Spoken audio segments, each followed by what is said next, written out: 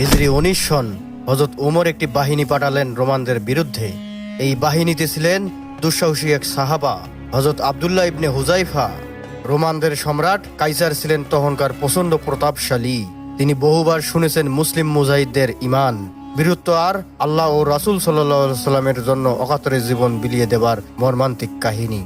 মুসলিম বাহিনীর আসার খবর জানতে পেরে কাইসার তার রোমান সৈন্যকে হুকুম দিলেন, কোনো মুসলমান বন্দী হলে তাকে জীবিত অবস্থায় আমার কাছে পাঠিয়ে দেবে।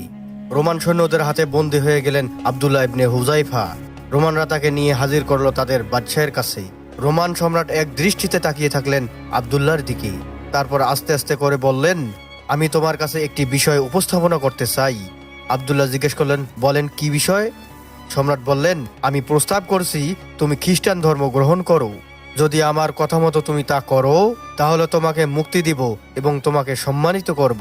সম্রাটের কথা শুনে বন্দী আব্দুল্লাহ একটু মুচকি হাসলেন। তারপর দৃঢ়তার সাথে মুহূর্তেই জবাব দিলেন।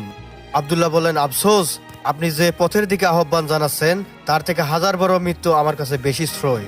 সম্রাট আবারও শান্তভাবে তাকে বোঝাতে চেষ্টা করলেন।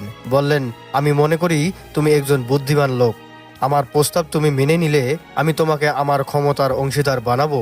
আমার কন্যার সাথে তোমার বিয়ে দেব এবং আমার এই সাম্রাজ্য তোমাকে ভাগ করে দেব। বেরি পরিহিত বন্দী আব্দুল্লাহ শুনছেন সম্রাটের কথা।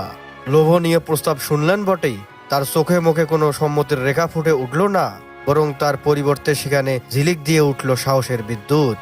সম্রাট বলেন, কি হলো, জবাব দাও। এবার মুখ খুললেন আব্দুল্লাহ। তার চোখে মুখে ভয়ের কোনো চিহ্ন মাত্রই নেই।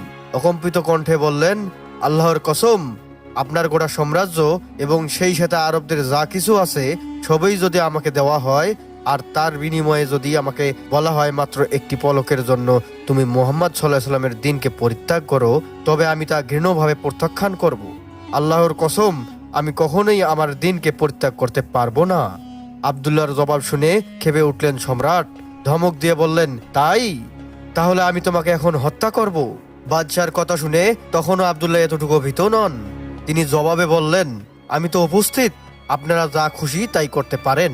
বন্দী আব্দুল্লাহর মুখে এত বড় কথা, এত বড় দুঃসাহস শুনে তিনি রেগে জ্বলে উঠলেন বারুদের মতো। তার সৈন্যদেরকে তিনি হুমকি দিলেন, যাও ওকে নিয়ে শুলে চড়াও। সম্রাটের নির্দেশে তাকে নিয়ে শুলির কাষ্ঠে ঝুলে কষে 2 হাত বাঁধল। অতঃপর তার কাছে খ্রিস্টান ধর্ম পেশ করা হলো। তিনি তা গ্রহণের অস্বীকার করলেন। তারপর তাকে 2 পা ঝুলিয়ে বেঁধে ইসলাম পরিত্যাগ করতে বলা হলো। তিনি তা অস্বীকার করলেন। সম্রাট এবার শুলির কাষ্ঠে থেকে তাকে নামিয়ে আনার নির্দেশ দিলেন। তাকে নামিয়ে আনা হলো। তারপর আব্দুল্লাহর সামনে আনা হলো একটি বিশাল কড়াই।